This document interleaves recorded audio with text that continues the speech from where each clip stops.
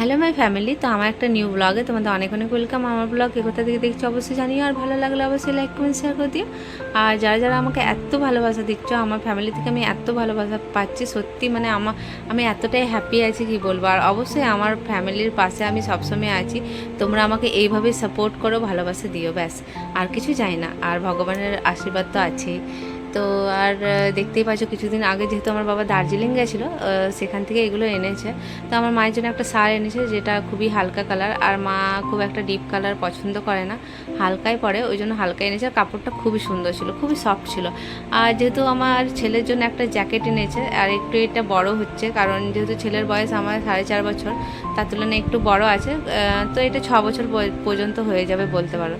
তো আর কালারটা দেখো, খুবই একটা আনকমন কালার, খুবই ভালো লাগছিলো। আর এটা এনেছে দার্জিলিং টি, যেটা দার্জিলিং থেকে এনেছে। আর চাও করে দেখে নিয়েছি, খুবই সেন্ট আর খেতেও টেস্টি ছিল বলতে হবে। আর দারচিনি এইসবই এনেছিল, আর সেরকম কিছু আনেনি।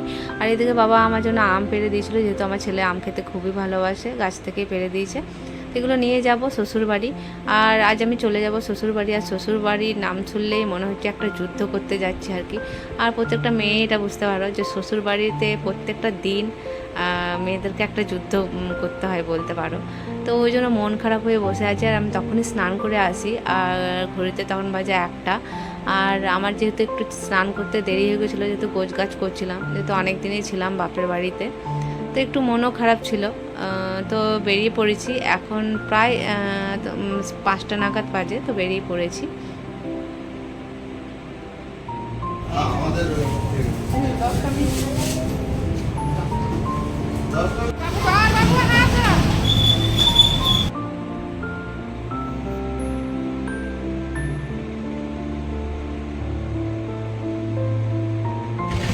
তারপর কি করে পড়লি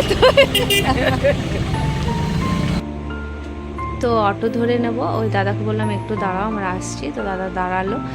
আর যেহেতু মা আমাকে রাখতে যাচ্ছে শ্বশুরবাড়ি, তো মা মিষ্টিও নিয়ে নিয়েছে।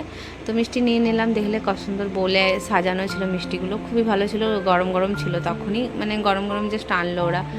তো নিয়ে নিয়েছে। আর এদিকে অটোতেও চেপে নিয়েছে। আর মাকে বললাম, মা তোমার সাথে একটা ভিডিও করে নিয়ে, যেহেতু আমি চলে যাচ্ছি। তো মা ওইদিকে, আমার ছেলের জন্য মায়ের মন খারাপ ছিল একটু, যেহেতু যখন অনেক দিন থাকি একটু মনটা খারাপ হয়, সেটা সবাই বুঝতে পারছো, মেয়েরা সবই বুঝতে পারছো আর কি, যেটা বলা মানে বোঝানো যাবে না। তো আমার ছেলে এদিকে খুবই হ্যাপি, যেহেতু অটোতে চাপতে পেরেছে। আর ওকে বলছি ভালো লাগছে অটোতে চেপে, তো বলছে হ্যাঁ ভালো লাগছে।